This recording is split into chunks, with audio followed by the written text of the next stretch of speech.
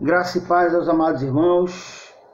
Mais uma vez a nossa escola bíblica dominical, que está sendo gravada hoje, pois ontem foi a festividade lá na nossa sede, foi a Marcha para Jesus, vitória em Cristo, graças a Deus, supriu todo o efeito a qual foi planejada, foi um percurso agradável, as pessoas se alegrando. Bom, e agora nós vamos passar nossa escola dominical para que os irmãos possam não perder a matéria, pois a matéria está muito abençoada. Estou aqui com a revista da Escola Bíblica Dominical e o tema hoje da nossa aula, desculpa aí, para quem não me conhece, me chamo Pastor Cacilano Rangel, sou da Assembleia de Deus, Ministério Adecim, situada aqui na estrada do Sapê 355, e a nossa sede fica lá no centro da cidade, no Estácio, tá bom? Cujo pastor presidente, pastor Manuel, homem de Deus abençoado, e o nosso pastor aqui na nossa matriz, pastor Roberto Patella. E o tema hoje da nossa escola bíblica dominical é as sutilezas das mídias sociais. Bom, o texto áureo está escrito lá no livro de Romanos, capítulo 12, versículo 1, que diz assim: rogo-vos, pois, irmãos, pela compaixão de Deus, que apresenteis os vossos corpos em sacrifício vivo, santo e agradável a Deus, que é o vosso culto racional. Nós vamos estar falando sobre os perigos da mídia em relação à nossa vida cristã. O universo online, ele cria uma falsa realidade. As mídias digitais, na realidade, são a nova vitrine dos velhos pecados, como orgulho, como a vaidade, como a insolência.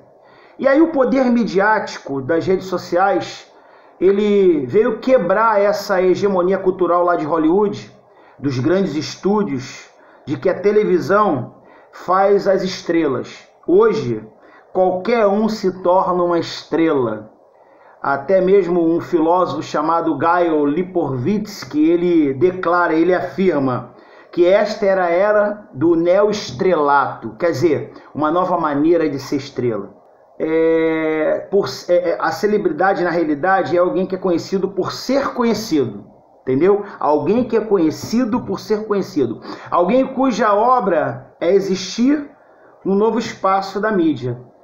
Aí esse tempo a qual nós estamos vivendo, que é o pós-modernismo, tem feito muitas estrelas. E nós, cristãos, estamos entrando nessa sutileza de Satanás.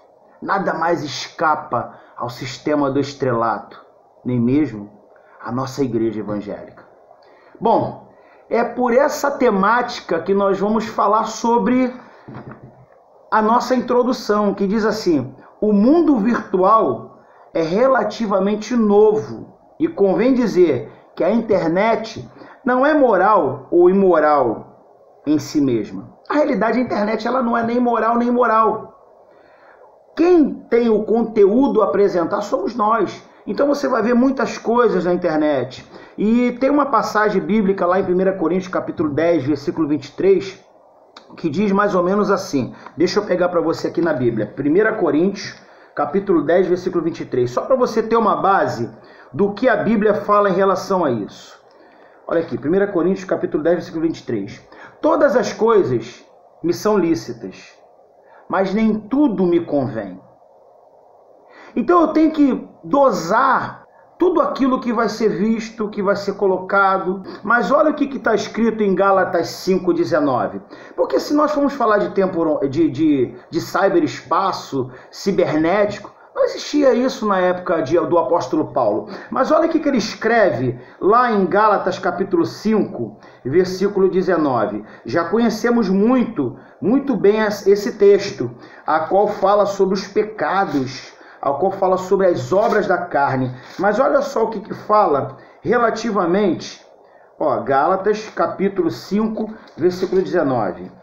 Acompanha comigo aí na sua casa, 5, versículo 19.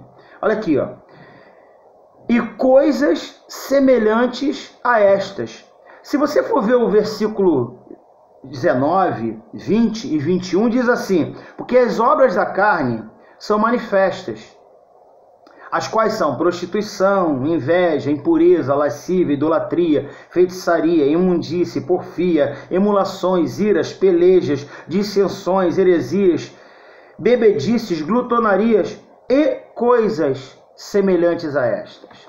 O apóstolo Paulo, ele estava colocando pelo Espírito Santo coisas que ainda iriam surgir de pecados na igreja, coisas que ainda iam acontecer, que na época dele não existia internet, então ele não tinha uma visão do que poderia acontecer, mas o Espírito Santo é onisciente, sabe de todas as coisas, e saberia que essa era digital um dia iria surgir e a igreja estaria no meio desse foco. E justamente isso tem colocado muitos irmãos dentro do foco. E aí olha só o que diz aqui, a parte dos cristãos na era digital, quer dizer, a realidade do universo online. Aí vem aquela pergunta que eu faço para o irmão: isto está me escravizando? Tudo me é permitido, mas nem tudo me convém. Nós lemos ainda há pouco. Tudo me é permitido, mas eu não me deixarei dominar por ele. O vício virtual, ele é perigoso, meus irmãos.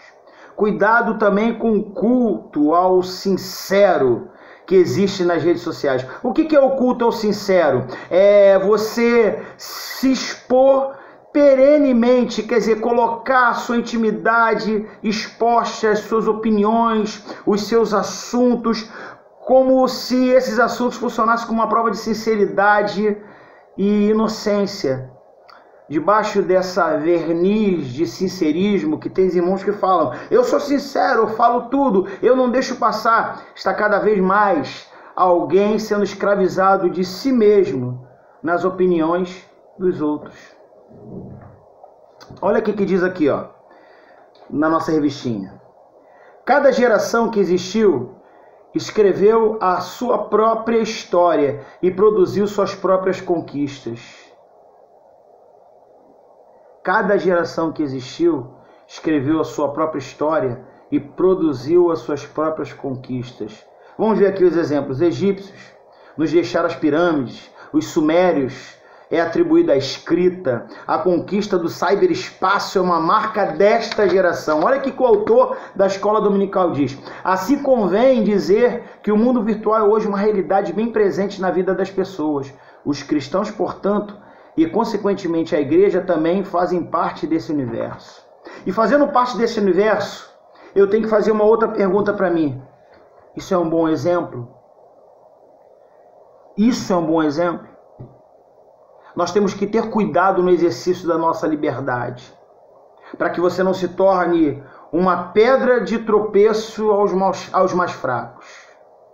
Nosso comportamento, ele tem que ser um testemunho para os nossos irmãos na fé. Muitas das vezes, recém-convertidos, novos na fé. Foi falado isso na pregação ontem na nossa igreja. Quem estava presente, lembra do que foi dito. Outra parte também, eu tenho que fazer essa pergunta para mim. Isso me edifica? Olha aqui que a pergunta faz para você. Isso me edifica? Isso é um bom exemplo? Tudo me é permitido, mas nem tudo me convém. Tudo me é permitido, mas nem tudo edifica. As nossas postagens são úteis de algum modo para alguém? Ou apenas aumentamos as fileiras dos disseminadores de ódios e propagadores do caos? Será que o que você posta é para a glória de Deus? Nós temos que parar para entender que nós não podemos ser chamados apenas de crente. Mas na realidade, a minha motivação é glorificar a Deus e não a mim mesmo. Estamos na geração do selfie. O selfie é o narcisismo. Eu tiro o selfie, mas tem pessoas que exageram nessa forma de se auto-amar. nas redes sociais é caracterizada pelo selfie, autorretrato, as postagens de si mesmo. Existe a clara, autoevidente tentação narcisista. Lembra de Narciso, que ficava deitado, olhando para sua imagem refletida na água? Esse orgulho da ostentação de si mesmo, a alienação de nosso Deus. Estar alienado a Deus está mais altruísta em si mesmo. Outra coisa que eu tenho que me perguntar: isso glorifica a Deus? Você viu as perguntas que eu fiz para os irmãos? Isso está me escravizando? Isso é um bom exemplo? Isso me edifica? Isso glorifica a Deus? Assim, quer comamos, quer bebamos, ou quer façamos qualquer outra coisa, que façamos tudo para a glória de Deus. Está escrito lá em 1 Coríntios, capítulo 10, versículo 31. Minha motivação é glorificar a Deus, foi falado anteriormente. Nas redes sociais hoje nós estamos caracterizados por pessoas fúteis. Será que o cristão tem que ser assim? Fútil, orgulhoso, ostentando a si mesmo? E outra pergunta: isso anuncia o Evangelho? Não nos tornemos motivo de tropeço nem para judeus, nem para gregos, nem para a igreja de Deus, para que sejam salvos. 1 Coríntios, capítulo 10, versículo 32, versículo 33. Qual o testemunho desse comportamento para os que são de fora? Como um não cristão pode interagir com tal postagem? Já parou para perguntar sobre isso? A nossa liberdade não pode ser desculpa para pecar. Sejamos testemunhas de Jesus na nossa cultura atual. Vamos usar a nossa rede para a edificação de Cristo. Aqui os desafios de ser igreja na era digital. Olha só que desafio. Desumanização. Meu irmão, desumanização. Olha o que o autor da escola dominical diz. Quando Jesus apareceu aos seus discípulos, logo após a sua ressurreição, ele desafiou Tomé a tocá-lo. Um desafio da era digital é que os irmãos que pseudo se dizem desigrejados, que adoram a Deus em casa, o famoso culto ao lar, eles esquecem dessa humanização, do toque, do olhar no olho, de estar ao lado do irmão, do abraço, do sincero olhar, do pedido de perdão, um olhando para o outro. Isso a era digital faz com que seja corrompido. Não que não possamos usar esse instrumento. Quer ver um exemplo? A prensa, quando foi inventada, os cristãos se aproveitaram dela, utilizaram ela para poder disseminar a palavra de Deus. Então a internet foi inventada, e se você for ver, a internet, que é a web, o Word, ela foi utilizada por nós a partir da década de 90, mas ela foi inventada desde a década de 60, e o exército americano utilizava entre eles. E precisava que a comunicação fosse feita de uma forma em que todos pudessem participar. E aí, nós cristãos nos aproveitamos dessa ferramenta. Nós temos hoje evangelização online, palavra online, mas nada disso tira a nossa ida à igreja. Olha aqui que a Bíblia diz: ó, quão bom e quão suave é que os irmãos vivem em união. Essa união tem que ser tete a tete.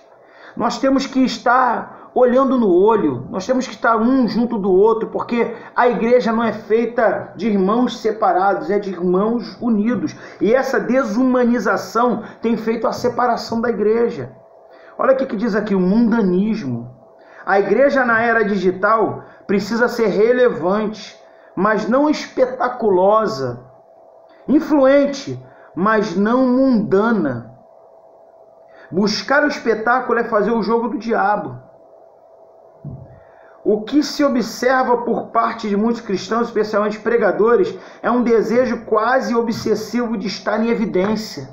Meu irmão, existem pregadores hoje que a estrela não é Jesus, é Ele. E isso tem feito com que a igreja venha entrando no mundanismo. Quer dizer, são espetáculos que são feitos e não cultos. São festas mundanas sendo introduzidas e a mídia social disseminando. Os irmãos achando bonito. Eu não sou contra que nós venhamos trazer uma inovação, mas a palavra de Deus não precisa ser renovada, ela precisa ser pregada, ensinada. O Espírito Santo não precisa de ajuda para fazer o trabalho dele, ele só precisa que você vá e anuncie, o resto é com ele. Então a mídia, ela tem os seus prós e seus contras. Somos chamados a ser Cristo, até mesmo no ambiente digital. E não se faz isso ao bombardear a timeline dos irmãos com mensagens e frases vazias, mas com testemunho. Por detrás de um computador, por detrás de um smartphone, por detrás de um tablet, existem pessoas que vivem, sentem, sofrem, se alegram e, acima de tudo, se relacionam com essa realidade da sua volta. Se relacionam com a realidade ao torno dela. Mas essa realidade tem que ser vivida por Cristo. Isso é maravilhoso. Vamos prosseguir na nossa aula dominical. A igreja e os pecados virtuais. Meu irmão, estamos sofrendo hoje em dia com os pecados virtuais. A Bíblia diz que a concupiscência dos olhos, a concupiscência da carne. O que é concupiscência? Desejo desenfreado. E infelizmente muitos cristãos estão entrando pela sutileza do diabo na sensualidade. Olha o que diz aqui o autor da Escola Dominical. A noção de santo e profano nunca deve ser esquecida pelos cristãos. A noção de santo, quer dizer, separado, e profano, aquele que não está nem aí para Deus, que pega as coisas de Deus e bagunça, pratica heresia. Mas nós não devemos nunca esquecer que Deus nos chamou para ser de santos. Esse é o perigo da mídia. Eu não deixo de fazer uso da mídia, mas nós temos que saber fazer uso da mídia. Porque a mídia pode nos corroer, nos corromper através da sensualidade, através do narcisismo. Eu estou lendo aqui a revista bíblica. O tópico está sendo apresentado para os irmãos. E isso nós temos que prestar atenção. Esta geração já foi denominada de a geração do selfie, diz aqui o autor da revista. É uma geração narcisista. Eu falei do narcisismo anteriormente. É uma geração a qual adoro eu. Não adora a Deus. Eles estão muito preocupados como vão aparecer, como serão na mídia, mas não estão preocupados com o que Deus vai pensar do que você está fazendo com essa mídia. O que você está fazendo com a sua fé. A nossa fé na era digital, ela tem que estar arraigada em Cristo. Ela tem que estar revelada em Cristo. Porque se nós vacilarmos, o diabo nos engana. Porque a Bíblia diz que ele é astuto. E se nós não vigiarmos, vamos cair pela sensualidade, pelo narcisismo, pelas selfies que colocamos, que muitas das vezes expõem não a beleza, mas a carnalidade. E olha o que diz aqui, ó, as mídias sociais e o ide de Jesus.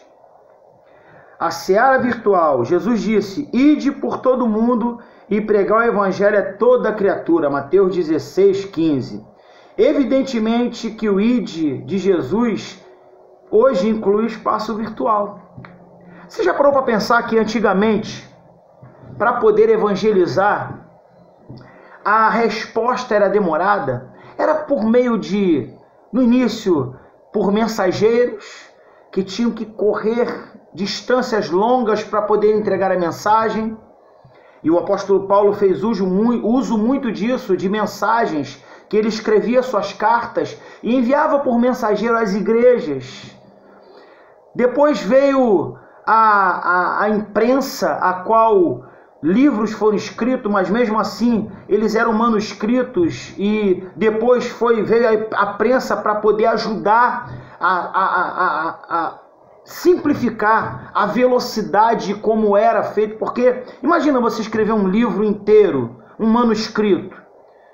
É complicado, demorado. Agora a imprensa veio para facilitar. Aí nós entramos na era digital, onde a mensagem ela voa na velocidade de um trovão. Hoje tudo o que acontece nós sabemos em tempo real. E isso vem nos trazendo um bombardeio de informações que muitas das vezes temos que estar vigilantes dentro da palavra de Deus, daquilo que nos é informado, que muitas das vezes são informações reais e outras das vezes informações falsas.